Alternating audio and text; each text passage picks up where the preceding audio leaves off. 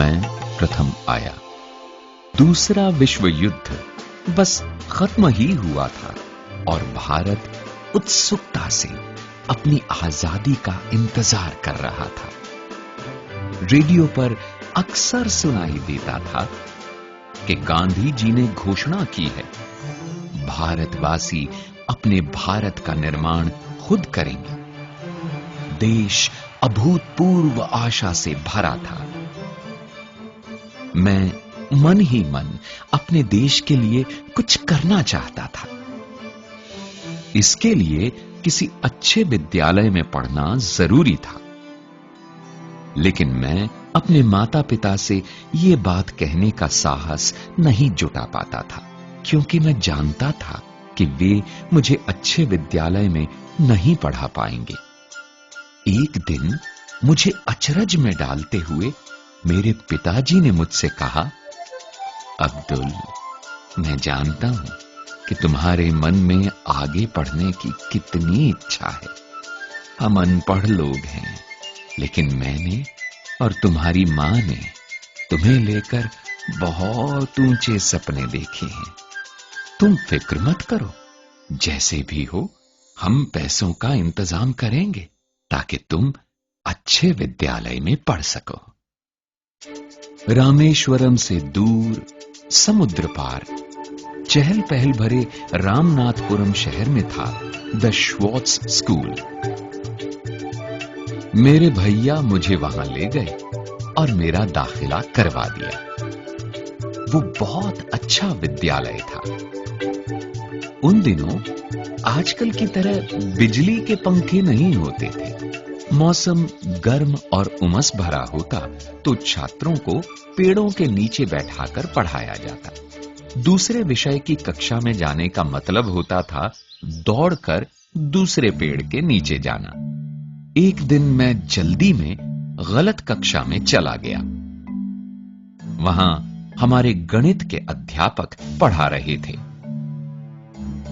वे चश्मे में से मुझे घूरते हुए बोले, अगर तुम सही कक्षा नहीं ढूंढ सकते तो तुम इस विद्यालय में क्या कर रहे हो?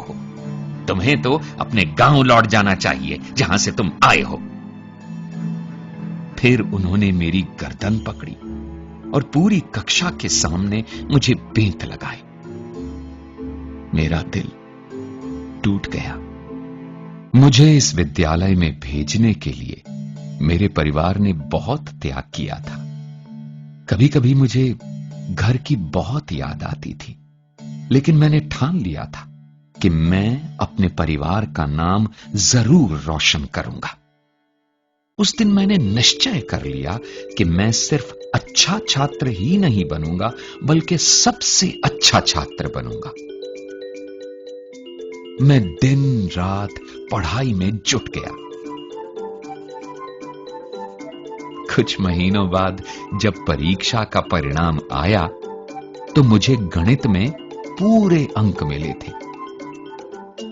मैं उत्साह से भर उठा।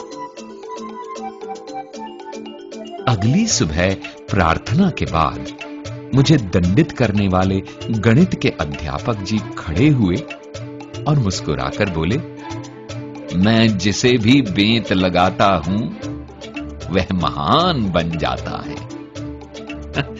उनकी बात सुनकर सब लोग हंसने लगे। फिर अध्यापक जी ने पूरी बात बताई और मेरी ओर इशारा करते हुए बोले, मेरी बात याद रखना, एक दिन ये लड़का इस विद्यालय और अध्यापकों का मान जरूर बढ़ाएगा। अध्यापक जी की बात सुनकर मैं पहले हुए अपने अपमान की कड़वाहट भूल गया। उस सत्र के खत्म होने पर जब मैं अपने घर लौटा तो हमारे परिवार ने बहुत खुशियां मनाई। मेरी मां ने घर पर ही मिठाई बनाई और पिताजी ने पूरे रामेश्वरम में मिठाई बांटी। और उस दिन मुझे लगा कि मैं भी किसी लायक हूं। लेकिन अभी बहुत कुछ पाना बाकी था।